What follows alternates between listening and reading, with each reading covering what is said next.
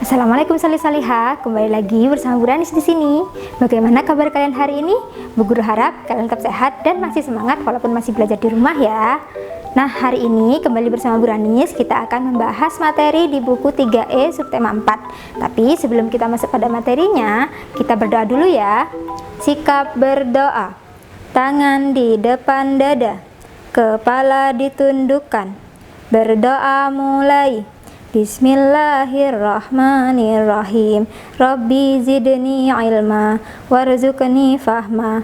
Amin. Nah, sudah selesai berdoa. Sekarang Bu Guru minta kalian mengambil buku tulis kalian, buku paket kalian, dan juga alat tulis kalian ya, salih-salihah. Oke, kita simak materinya. Nah, salih-salihah, kali ini kita akan membahas tentang cuaca, musim, dan iklim. Materi ini bisa kalian lihat di tematik buku 5E subtema 4 ya, salih-salihah. Nah, ada 6 bagian yang akan Bu Guru jelaskan. Yang pertama adalah cuaca. Nah, di sini Bu Guru ingin merefresh ingatan kalian tentang pelajaran minggu lalu, salih-salihah. Tentang cuaca. Cuaca adalah keadaan udara yang terjadi di suatu tempat dalam waktu yang singkat. Terdapat 4 cuaca di Indonesia, yaitu cuaca cerah, cerah berawan, mendung, dan hujan. Yang kedua adalah musim. Musim adalah keadaan udara di suatu tempat dalam waktu yang lama. Di Indonesia terdapat 2 musim, yaitu musim kemarau dan musim hujan. Musim kemarau dan musim hujan terjadi secara bergantian. Musim hujan terjadi pada bulan Oktober hingga bulan Maret, sedangkan musim kemarau terjadi pada bulan April hingga bulan September. Terdapat masa peralihan dalam pergantian musim. Masa peralihan disebut juga dengan musim pancaroba. Masa peralihan ditandai dengan kondisi cuaca yang cepat berubah. Badai, hujan deras disertai petir, hujan es, serta angin kencang dapat terjadi pada masa peralihan musim, salih-salihah. Yang ketiga adalah iklim. Iklim adalah keadaan cuaca yang terjadi berulang di suatu tempat dan berlangsung lama. Iklim biasanya berlangsung selama 30 tahun atau lebih. Iklim suatu daerah dipengaruhi oleh letak daerah tersebut di bumi. Di sini, Bu Guru memiliki gambar globe atau bola dunia dengan berbagai macam warna. Warna hijau di situ ada tulisan Khatulistiwanya, berarti di situ adalah daerah Khatulistiwa. Jadi daerah Khatulistiwa atau garis Khatulistiwa adalah garis yang membagi bumi menjadi 2 bagian, salih-salihah. Daerah Khatulistiwa merupakan zona beriklim tropis karena paling banyak menerima sinar matahari. Sedangkan zona iklim subtropis merupakan daerah yang menerima cahaya matahari lebih sedikit. Indonesia beriklim tropis yang menjadikan Indonesia memiliki 2 musim, yaitu musim kemarau dan musim hujan. Sedangkan di daerah yang beriklim subtropis terdapat 4 macam musim, yaitu musim dingin, musim semi, musim panas, dan musim gugur.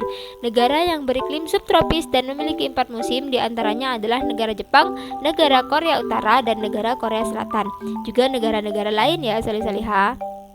Nah, di sini Bu Guru memiliki gambar. Bu Guru akan menjelaskan tentang iklim tropis di Indonesia. Di dalam gambar terdapat garis merah melintang, yang berarti adalah garis khatulistiwa, salih-salihah. Musim kemarau terjadi saat matahari berada di sebelah utara garis khatulistiwa, atau kalau di dalam peta yang bisa kita lihat saat ini, matahari terdapat di atas garis merah. Posisi ini menyebabkan bumi bagian utara menjadi lebih panas dan tekanan udaranya menjadi lebih rendah daripada bumi bagian selatan, sehingga angin yang bersifat kering berhembus dari bumi bagian selatan ke bumi bagian utara. Maka terjadilah musim kemarau. Jadi, karena tekanan udaranya lebih rendah bagian utara, maka anginnya berhembus dari bagian selatan ke bagian utara, sehingga terjadilah musim kemarau. Musim hujan terjadi saat matahari berada di sebelah selatan garis khatulistiwa, atau kalau di peta bisa kita lihat di bawah garis merah ya, salih-salihah. Posisi ini menyebabkan bumi bagian selatan menjadi lebih panas dan tekanan udaranya menjadi lebih rendah daripada bumi bagian utara, sehingga angin yang bersifat basah dan mengandung banyak uap air berhembus dari bumi bagian utara ke bumi bagian selatan. Maka terjadilah musim hujan. Nah, berarti salih-salihah jangan sampai terbalik ya. Yang ketiga adalah bencana di wilayah iklim tropis. Negara Indonesia beriklim tropis yang mempunyai dua musim, yaitu musim hujan dan musim kemarau. Keadaan pada masing-masing musim berbeda dan seringkali menyebabkan terjadinya bencana. Pada musim hujan, seringkali hujan turun dengan deras sehingga menyebabkan tanah longsor, banjir, dan gelombang laut yang tinggi.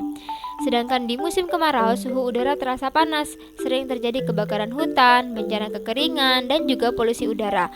Oleh karena itu, menjaga lingkungan sangat penting untuk dilakukan untuk mengurangi akibat dari bencana yang mungkin terjadi. Selain itu, kita harus selalu menjaga kesehatan kita setiap waktu ya, solih-solihah. Nah, berkaitan dengan bencana, dalam surat Al-A'raf ayat 130, Allah berfirman, yang artinya, dan sesungguhnya kami telah menghukum Fir'aun dan kaumnya dengan musim kemarau yang panjang dan kekurangan buah-buahan supaya mereka mengambil pelajaran. Jadi, karena Fir'aun dan kaumnya tidak mau beriman kepada Allah, maka Allah menghukum mereka dengan memberikan musim kemarau yang panjang dan kekurangan buah-buahan. Nah, dari ayat ini kita bisa mengambil pelajaran bahwa sesungguhnya kita memang harus selalu beriman hanya kepada Allah Subhanahu wa taala dan juga tidak bersikap sombong ya, salih-salihah. Selanjutnya adalah kelebihan iklim tropis. Yang pertama adalah mendapatkan sinar matahari sepanjang tahun sehingga menjadikan suhu lingkungan menjadi hangat. Yang kedua, perbedaan suhu antar musim yang tidak ekstrim. Seperti yang kita ketahui, musim di Indonesia hanya ada dua, musim hujan dan musim kemarau.